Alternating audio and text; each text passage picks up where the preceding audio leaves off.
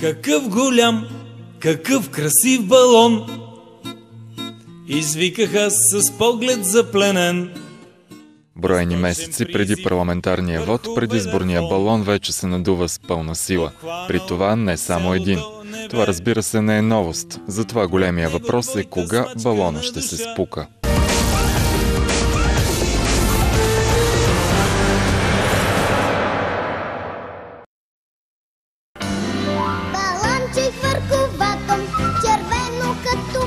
Темата АЕЦ Белене се превърна в нещо повече от рефрен на позната песен. Вече дори не е химн само на една политическа сила, защото червения балон сега е отцветен и в герберски цветове. Затова се надува и от няколко страни. БСП успешно събра необходимите подписи за провеждането на референдум и такъв ще има най-късно през януари, независимо от несъгласието на премиера. Трябва сега да се спрат всички преговори, защото след петък, когато Лили Павлова отчете над 500 000 гласа, сега те как са ги събрали, за всички стана ясно. Както си плащат за избори станишевите хора, така си плащат и за референдум, имат много пари, плащат. Но така или иначе, спазвайки Конституцията, референдум трябва да се проведе.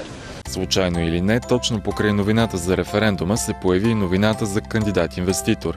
И управляващите подготвиха проекторешение, което да извади от фризера идеята за втора ядрена централа. Този път без държавно участие и ангажименти, което вбеси червената опозиция по една или друга причина. Управляващите или са абсолютно некомпетентни, или се готви сделка, която да ощети публичния интерес,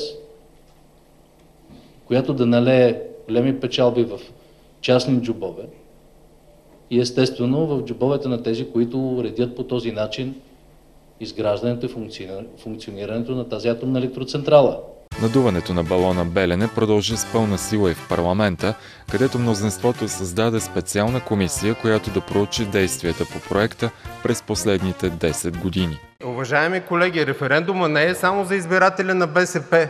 БСП може да иска и да Бузлуджа да стане космодрум. Да, ама не. Така че на референдума ще трябва да участват над 4,5 милиона души и тогава да кажат да или не, а не вие с вашето решение и с вашите 30 народни представители, 35. Дали от космодрума Байконур или от Бузлуджа, балона АЕЦ Белене е готов да полети към избирателите.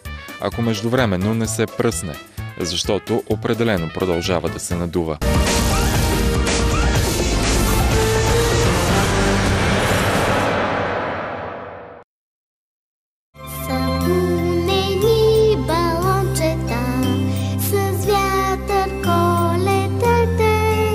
Разбира се, най-използвания предизборен балон си остават доходите на населението. Затова и още преди да е напълно готов, бюджет 2013 се оказа в центъра на вниманието, а социалният министър смело обяви – време е да се размразят и доходите. Ако маите не са прави, през декември не настъпи края на света, до година ще се увеличат пенсии и заплати. При това в чувствителни сектори, като образованието и сигурността, например. Все още не е ясно с колко точно, но повече средства са гарантирани. 32 милиона и 300 хиляди е планираната добавка за следващата година към висше образование в проекто бюджет. Значи ректорите поискаха 45 милиона, но това, което финансовото министерство смята, че може да се даде в рамките на тези 32-33 милиона допълнително. Търсим всички икономии, които може да направим в нашия бюджет. Знаете, че връщаме 1/3 от контингента в Афганистан до края на месец януари, което ще облегчи и бюджета, и тези пари могат да отидат към увеличението на заплати. Проблема с този балон обаче е, че бързо издиша, дори и с краткотрайната памет на обществото ни. Синдикатите бързо охладиха ентусиазма за ръст на пенсиите от 1 април, като поставиха нови условия на управляващите. Увеличението да не е диференцирано според годината на пенсиониране, а според икономическата обстановка у нас. Това не е увеличаване, това е някакъв опит, при това нескопосан, да се осъвременят пенсиите с задна дата. И то частично, а не напълно. Ден по-късно Министерство на финансите публикува проектобюджета за следващата година.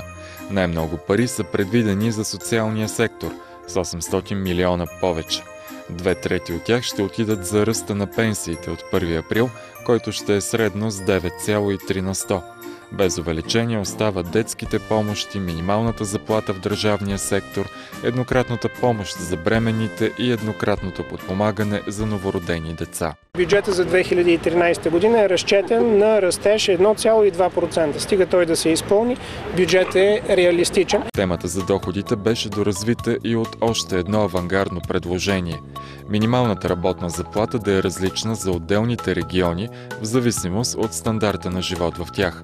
Идеята, дошла от работодателите, беше разпространена от министър Дянков и категорично отхвърлена от синдикатите. Ново развитие очакваме след броени дни, когато се събере съвета за тристранно сътрудничество.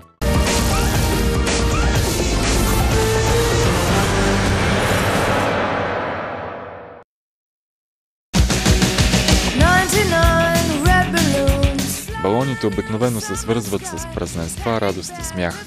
Предизборните са по-различни. Първоначално носят оптимизъм и щедри обещания, но след пускането на бюлетината отлитат или се пръскат, като ни обливат с доста неприятни емоции. И за да ги превъзмогнем, забравяме бързо обещанията. Почти толкова бързо, колкото и тези, които са ни ги дали. Но до тогава има още няколко месеца.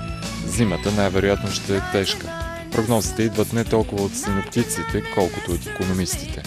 Остава ни да се топлим с оптимизма на предизборните обещания, като малката кибритопродавачка в приказката на Андерсен. Дано само краят на нашата приказка не е такъв.